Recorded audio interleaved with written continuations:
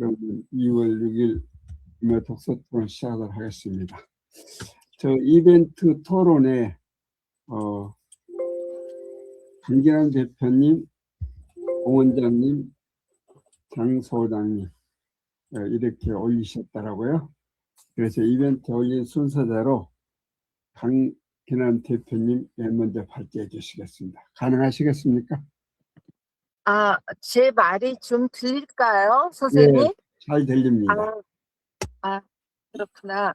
저기 혹시 이거 책이 보일까요? 네, 네. 이게 보입니다. 네. 햇살 아래 피어난 사랑이라는 시집입니다.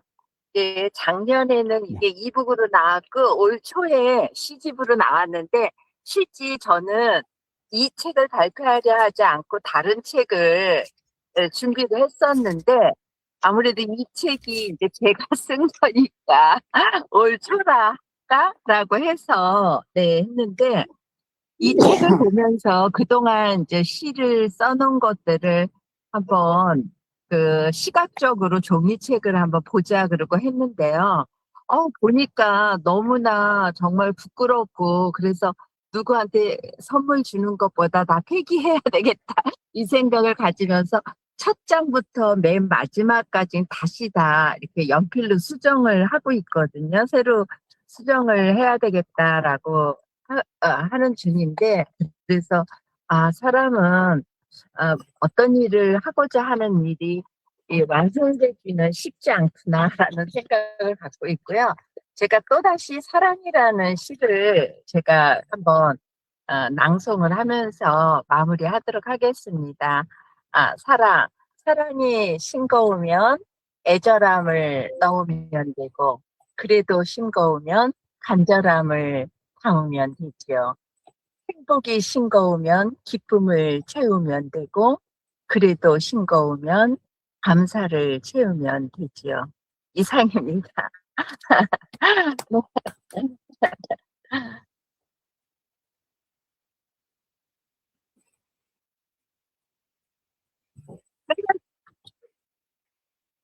음서고 아니, 음서고 네, 진정은 네. 대표님. 네. 아유, 감사합니다. 네. 이 사랑이란 시로 이렇게 저희들 길을 즐겁게 해주셔서 감사드립니다. 네. 오늘 다음은 또 공 원장님 부탁드리겠습니다.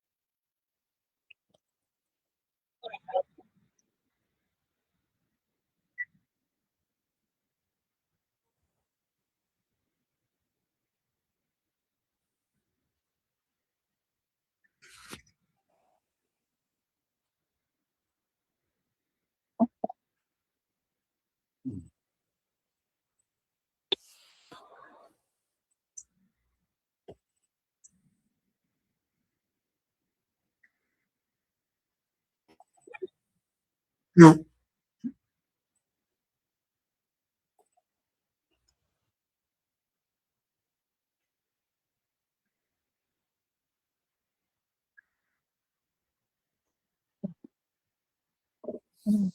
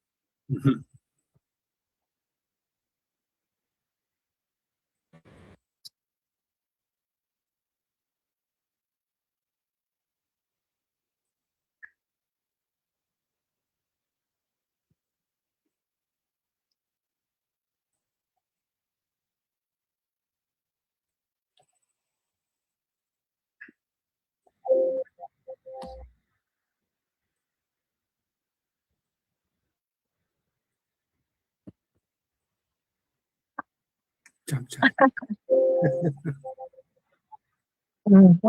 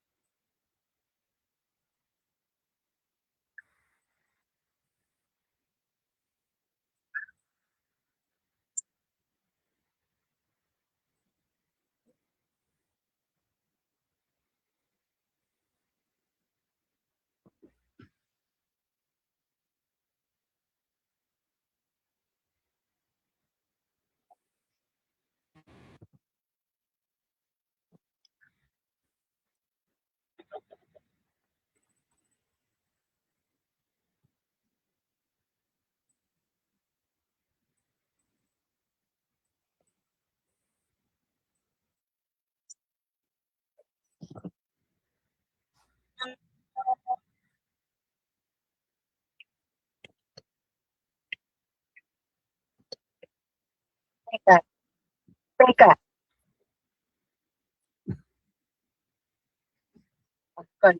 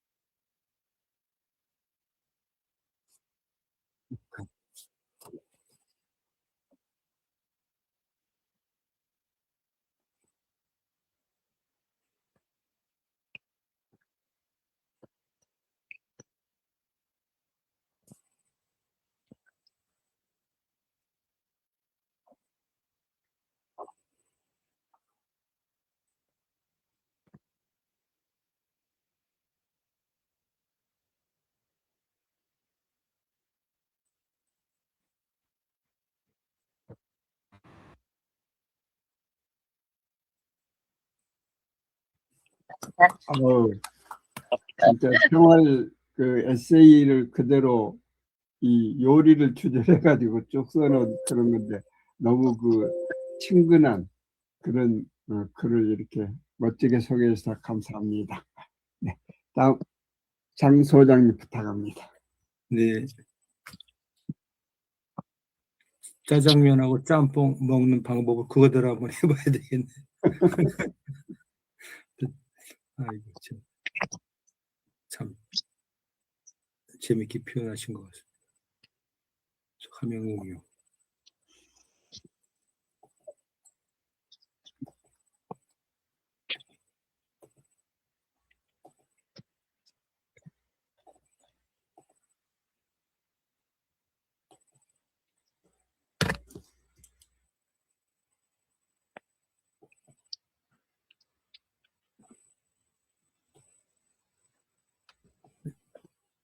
저는 오늘 소개시켜드린 책은요, 이 작년에 그저 모임에서 그 추천을 해서 어느 분이 이 소개를 한 그 책인데요.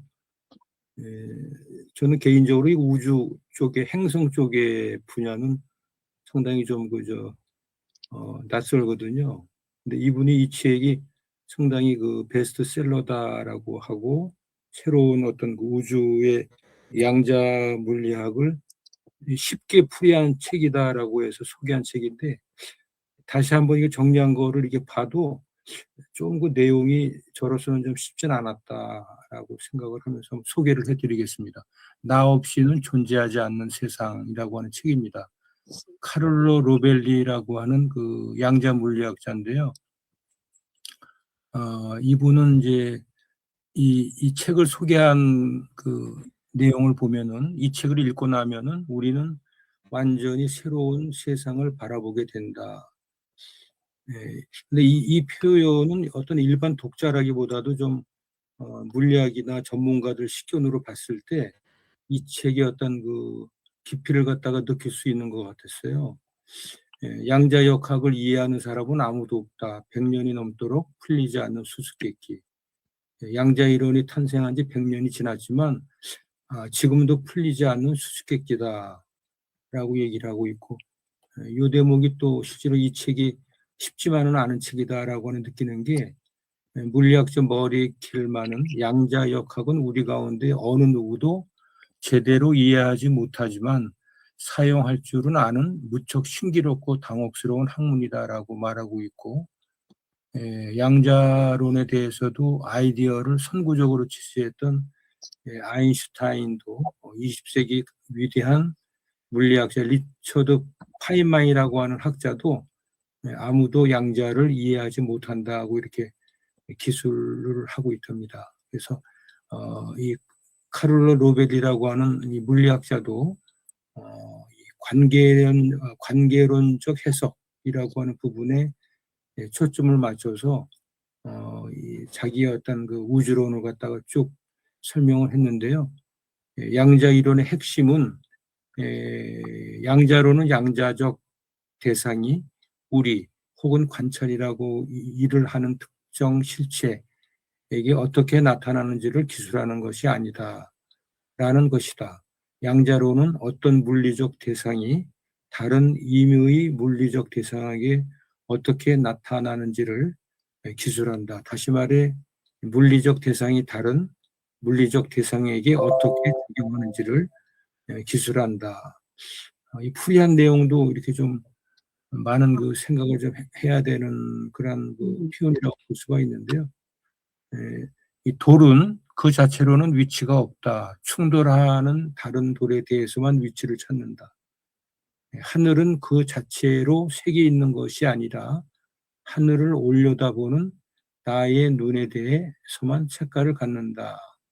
하늘의 별은 독립적인 존재로 빛나는 것이 아니라 그 별이 속한 은하계를 이루는 상호 네트워크의 한 매듭일 뿐이다. 라고 해서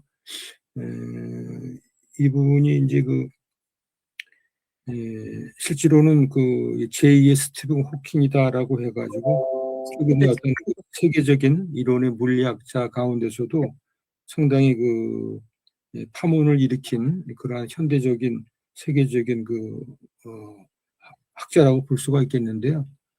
전체적인 내용은 저도 이 어떤 그 해설만 들은 입장이고, 이 책에 대해서는 실제로 이 관계라든지 그다음에 서로 그 네트워킹으로 연결이 돼 있다라고 하는 부분들을 우주에서도 이렇게 적용한 것을 보면은 상당히 어떤 인간하고의 관계, 그다음에 우주에서의 어떤 행성 간의 관계, 네트워킹 이런 부분들이 상당히 풀리지 않은 수수께끼로 남아 있지만은 그런 거에 가장 또 근간이 되고 있다라고 하는 부분을 보여주는 것 같습니다. 네.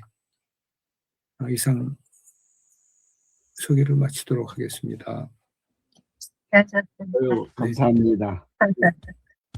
이 양자역학 아직 그쪽의 책을 한 번도 읽어보지 못한 것 같습니다. 그래도 이렇게 이 소개를 해줌으로 해서 관심을 갖게 될 것 같습니다. 고맙습니다. 다음 우리 유 대표님 부탁드리겠습니다. 그 양자역학에 대해서 제대로 이해한 사람이 아무도 없다라는 말도 한쪽으로는 또 맞는데, 굉장히 놀라운 사실 중에 하나가 양자역학에 대한 이해뿐만이 아니라 그거를 가장 잘 응용하고 그걸 가지고 설명한 게 불경이라고 하더라고요. 불경. 예. 그래서 그게 너무 놀랍고, 오히려 이제 그 양자역학 하시는 분들이 양자역학 자체의 그 뭐랄까 추정이나 이런 요런 거를 먼저 뽑아낼 때 불경하고 맞춰보고 해보는 분들까지 생길 지경이라고 이렇게 하고, 역으로 또 이제 어떤 것도 있냐면 초기 불교와 나중에 힌두교의 영향을 받아갖고 왜곡된 거, 그 다음에 중국으로 넘어가면서 도교와 민속 신앙하고 이렇게 섞인 부분을 제거하고 원래의 불경 있잖아요.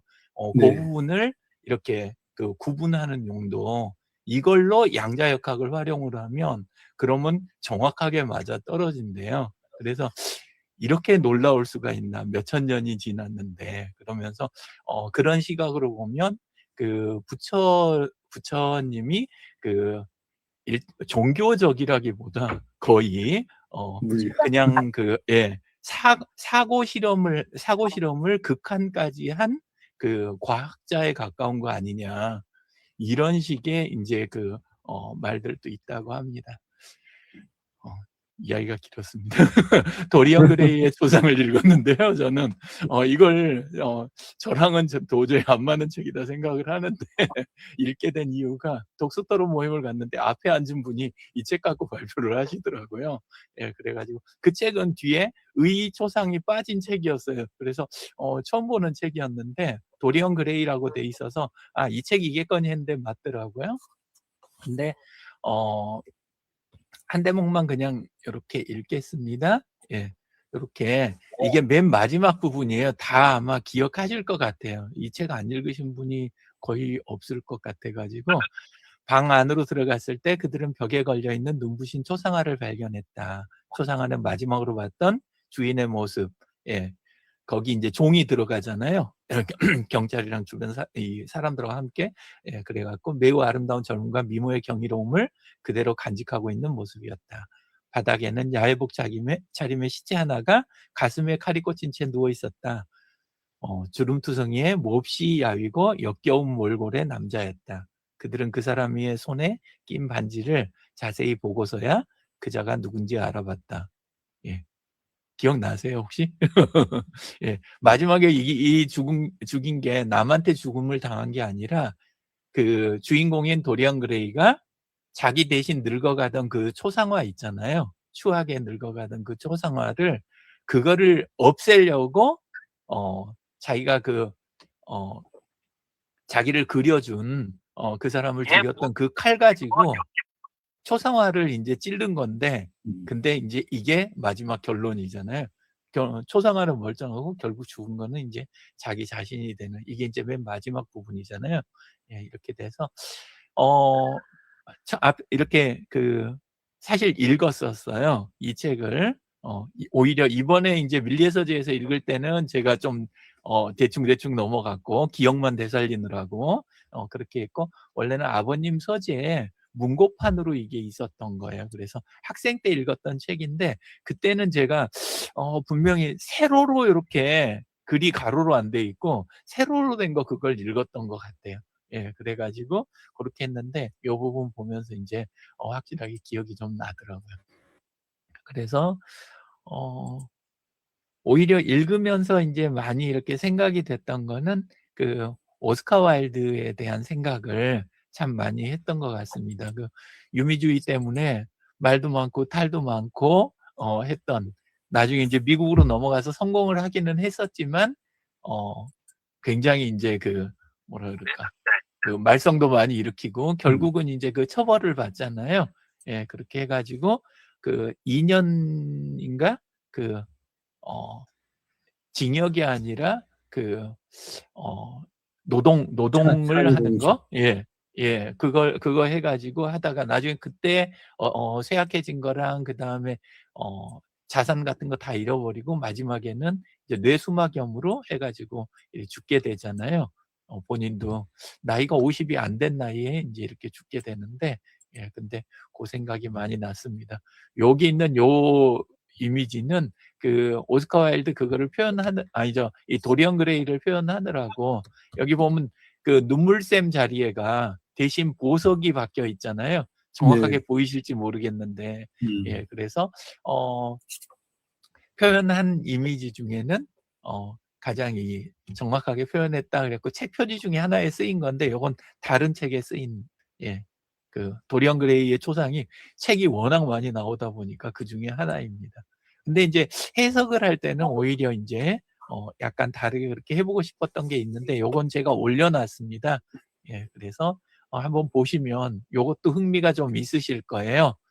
도리언 그레이의 초상이 아니라 지금 시대를 살아가는 방법에서, 이게 이제 1900년대 책이잖아요. 1900년대 말 책이긴 하지만 굉장히 오래됐지만 역으로 이걸 통해 가지고 우리가 어떻게 그 지금 시대에다 반영을 해보면 좋을까 싶어가지고 AI하고 같이 작업을 한 거예요. 그래서 도리언 그레이의 초상하고 굉장히 달리 느껴지실 수는 있지만 아마 책을 이미 읽으셨던 분은 이 내용 보시면 공감이 많이 되실 것 같아요. 그래서 조직에 우리가 운영하는 공동체, 내가 운영하는 사업체나 가정이나 이런 데서 외형하고 내면이 분리될 때 시작되는 시스템적 부패, 시스템이 망가져가는 거, 그거에 대한 쪽으로 해석을 했거든요. 예, 그렇게 해봤더니 아주 재밌는 문건이 만들어졌습니다. 그래서 한번 꼭 읽어보셨으면 좋겠습니다. 이상입니다. 아유, 감사합니다. 오스카 와일드가 쓴 책인데 제가 못 읽었던 것 같습니다. 유일한 장평입니다. 다 짤막짤막한데 이거 하나만 길어요. 오스카 와일드 것 중에서. 예. 감사합니다. 네. 예, 저도 공유하고 말씀드리겠습니다.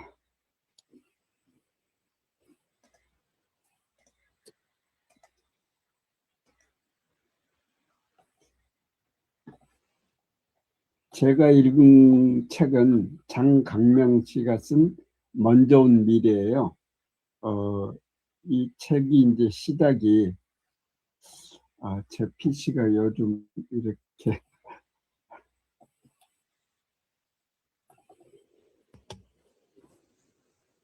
터지가 이렇습니다.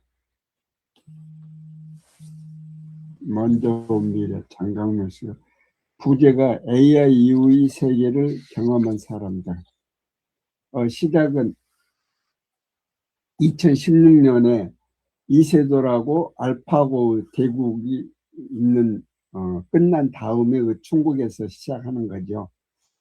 당시에 인간만이 창의성을 가지고 있다라고 믿었었는데 바둑에서 이 창의성도 인공지능이 넘어섰다라는, 그러면서 지금 이제 2026년이니까 이제 10년이죠. 10년 동안 바둑계가 겪은 거대한 변화를 추적을 합니다.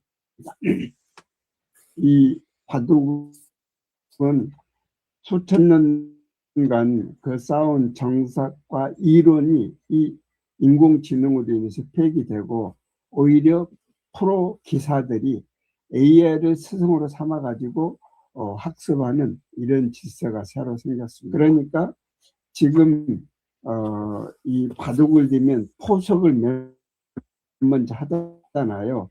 그 포석을 AI한테 배워서 하다 보니까 거의 대부분 프로 기사가 포석이 비슷한 거예요. 그러니까 아까 말씀드린 이런 이제 정석 같은 것이 다 폐기되는 거죠. 그렇게 됨으로 인해서 이세돌 구단이 바둑은 예술이라고 처음에 했었거든요. 그러니까 내가 배웠던 예술 그 자체가 무너졌다고 선언하면서 은퇴를 선언합니다. 그래서 장강명 작가는 이 바둑계의 풍경을 단순히 한 분야의 이야기가 아니라 조만간 문화계를 포함한 사회 전반에 닥칠 먼저 온 미래다라고 경고하고 이 책을 썼습니다. 지금 저희들 이 AI를 많이 활용하고 있는 것이 그러지 않을까 합니다. 이 사진은 이세돌이 2016년에 바둑단 첫 대국 때 모습입니다. 이 책이 말씀드린 대로 전문가의 권위가 붕괴돼서 현재는 AI의 그 압도적인 계산력이죠. 그런 것을 다루고 있고요. 또 반상이 그동안에는 이 프로 기사가 서너 배의 그 차이가 엄청났었죠. 그랬는데 이 AI한테 포석을 배워서 하다 보니까 이 서너 배가 같이 배우는 거예요. 그러니까 반상의 민주화가 이루어지고 가치가 변질됐다는 거죠. 또 기술의 환경화. AI는 단순한 도구가 아니라 스마트폰처럼 우리가 거부할 수 없는 삶 환경 그 자체다라고 얘기를 하고 있고, 인문학적 통계와 상상력. 기술이 인간을 지배하기 전에 인문학적 가치가 기술을 는 그런 체제의 필요성을 얘기를 하고 있고, 그러다 보니까 기술 통제의 필요성, 그러니까 기술이 인간을 지배하기 전에 인문학적 가치가 기술을 이끄는 공적 관리 체제가 되어야 되지 않겠냐, 이렇게 생각하고 소개를 하고 있습니다. 장강명 씨 사진입니다. 장강명 씨는 11년 동안 동아일보 기자로 활동하다가 2011년에 장편소설 협업으로 등장을 해가지고 책을 좀 많이 썼더라고요. 근데 이분은 조지 오웰을 롤 모델로 삼아서 시대의 격변을 기록하며 글로벌 작가로 도약하고 있다라고 하죠. 조지 오웰은 1984를 썼고요. 또 프랑켄슈타인을 썼죠. 장강명의 이 먼저 미래가 기술의 편리함을 선물한 대신 우리가 내려오는 가치와 직업의 의미는 무엇인가, 이런 질문을 하고 있습니다. 그래서 먼저 온 미래는 1년 전인 2025년 6월 달에 출간된 르포르타즈, 그러니까 여기 이제 전현직 기사 30명, 바둑 전문가 6명을 심층 인터뷰해가지고 AI가 한 산업 생태계를 무너뜨리고 새로운 질서를 세우는 과정을 풀어냈습니다. 그래서 내용을 보면은 나는 바둑계의 미래가 먼저 왔다고 생각한다. 2016년부터 몇 년간 바둑계에서 벌어진 일들이 앞으로 여러 업계에서 벌어질 것이다. 그러니까 바둑이 테스트 베드로 보인다라는 거죠. 그래서 이곳에 올라니 우리 모두 미래가 된다라고 얘기를 하고 있고요. 그러다 보니까 소설을 쓰는 데 있어서도 창의성이든 문학성이든 뭐든 간에 그 인간만 가질 수 있다고 말할 근거는 없다. 알파고가 주는 교훈이 바로 그거다라고 쓰고 있습니다. 터미네이터를 맞고 일자리는 지키더라도 어떤 인간적 가치들은 그 과정에서 틀림없이 부서질 것이다. 사실 그런 인간적 가치를 무너뜨리는 데에는 그리 대단한 성능의 인공지능이 필요하지도 않다. 요즘 현대차에서 아트라스를 도입한다고 하죠. 그런 것이 여기에 적용이 되지 않을까 생각합니다. 인공지능은 스마트폰이나 소셜미디어보다 훨씬 더 큰 변화를 일으킬 것이다. 사실 우리가 살아갈 환경 그 자체일 것이다. 제가 이제 이 공감한 문구 중에 하나가 구글은 한마디로 현대인 신이다. 애플도 현대인 신이다. 이렇게 표현을 했더라고요. 그러니까 현대인이 과거 신에게 답을 구하듯 구글의 모든 정보를 의존하고 있는 것을 이렇게 표현하고 있습니다. 근데 맨 마지막에 우리는 운명의 주인이다. 우리는 우리 영혼의 선장이다. 아직까지는 그래도 기술에 압도당하지 않는 그런 주체성을 이렇게 표현을 한 걸 생각합니다. 그래서 2단이 5단이 프로 기사인데요. 내가 알고 있던 세계가 무너져 내린 것 같은 기분이었어요. 지금까지 나의 노력은 어떤 가치가 있을까? 그 시간은 헛된 시간이었을까? 그런 생각이 들었어요. 참 이 바둑계를 무너뜨린 알파고에 대한 그런 것이 우리가 모두에게 적용된 그런 내용으로 이해를 했습니다. 그래서 이 책을 읽는 내내 좀 어떤 서늘하고 으스스한 공포를 느꼈는데요. 그 막연한 AI에 대한 불안이 구체적인 생태계 붕괴로 이어지지 않는가 생각합니다. 그래서 이 책을 다 읽고 나서는 바둑기 이야기가 나무 일이 아니지 않는가. 바둑이 먼저 겪은 일을 우리 모든 다른 업계에서 겪고 있다. 그렇다 보니까 글 쓰는 사람, 기획하는 사람, 가르치는 사람, 판단하는 사람, 즉 머리로 하는 일이 많은 직업들이 비슷한 질문 앞에 서게 되지 않는가. 그렇게 일을 했습니다. 참. 발제를 마치겠습니다. 너무 사늘한 얘기를 했는지 모르겠습니다. 굉장히 희망적인 그 이야기라고 저는 생각합니다. 예, 그러니까 AI가 나오고 나서 비로소 이제 우리가 그 우리 삶에 대해서 본질적인 질문을 다 던질 수 있게 된 거, 그런 거 아닌가. 그리고 앞으로 일이 없어진다 그러는데 이제야말로 진짜 일다운 일로 우리가 이제 나아갈 수 있게 되는 그런 시작이다. 그렇게 이해해도 될 것 같아요. 아유, 희망적으로 말씀해 주셔서 감사하고요. 실제 그렇게 전개가 되지 않을까. 그러니까 노동은 AI가 한대요. 이제는 자기 하고 싶은 일 찾아서 해야 되는 시기가 온다 하잖아요. 네. 그래 노봇한테 세금 받아가지고 기본소득으로 나눠주고 지금 말씀한 것처럼 내 하고 싶은 그런 걸 하도록 하는 것이 어떻게 그런 방향으로 갈는지도 모르겠어요. 네. 장 소장님 어떻게 느끼셨어요? 장 소장님. 아, 저한테 지금 질문하신 네. 거예요? 네. 아, 네네. AI, 뭐, 이제 친구처럼 지내야죠. 뭐. 잘 뭐 다뤄야 될 것 같습니다. 하여튼 많이 네. 배우고. 네.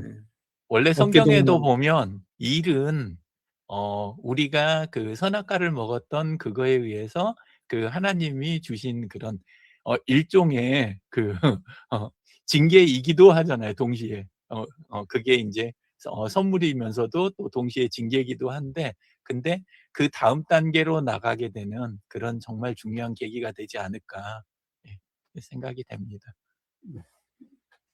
근데 유영진 공원장님. 대표님, 저기 카이스트의 뇌 과학자가 얼마 전에 유튜브로 강의한 걸 들어보니까 앞으로 10년 정도 후에는 뭐 제왕 비슷한 게 온다. 이분은 지금 저는 긍정적으로 보려고 하는데 그분은 부정적으로 얘기를 하더라고요. 그래서 10년 동안 하고 싶은 일을 다 해야지. 그렇지 않으면 AGI가 우리 자신을 다 통솔한다는 거예요. 너 그렇게 하면 안 돼. 건강에 안 좋아. 하면 안 돼. 이렇게 통솔한다고. 그래서 사람은 잘못도 하고 싶은 인간의 욕망이 있는데 잘못할 수가 없대요. 옆에서 다 억지를 하기 때문에 그런 시대가 온다 하더라고요. 자동차가 나왔을 때 마차 몰던 사람들이 그 이야기를 했고, 그 다음에 자동 오토가 나왔을 때 수동 몰던 사람들이 그 이야기를 했고요. 그렇지. 수도 없이 우리가 들었던 이야기니까 아, 당연히 그런 입장에 놓이는 사람들도 있겠지만, 그리고 변화가 싫은 사람한테는 진짜 재앙처럼 느낄 수 있죠. 근데 저는 정말 우리가 밀어놨던 무의식 중에 이건 안 되는 거니까라고 생각하고 밀어놓고 포기하고 있던 수많은 일들이 우리를 이제 기다리고 있다. 우리가 이제 본질로 돌아갈 시간이다. 저는 그렇게 생각합니다. 그 반복되는 노동과 우리의 오만, 우리는 세상이나 이거에 대해서 알 것 다 알았으니까 우리 아는 거 범위 안에서 우린 잘 살 수 있다. 이렇게 믿었던 그 인간의 오만이나 이런 거를 스스로 넘어설 수 있는 정말 좋은 계기가 왔다. 저는 그렇게 생각합니다. 기대가 돼요. 앞으로 다가올 삶 자체가 너무 기대가 돼. 심심하시지는 않을 거예요. 저는 너무 기대가 돼요. 네. 다가오는 세상이 너무 좋을 것 같아서. 오늘 이렇게 함께 해주셔서 감사합니다. 추위 이시고 건강 챙기시기 바랍니다. 즐거운 주말 되세요. 감사합니다. 마치겠습니다. 감사합니다. 감사합니다.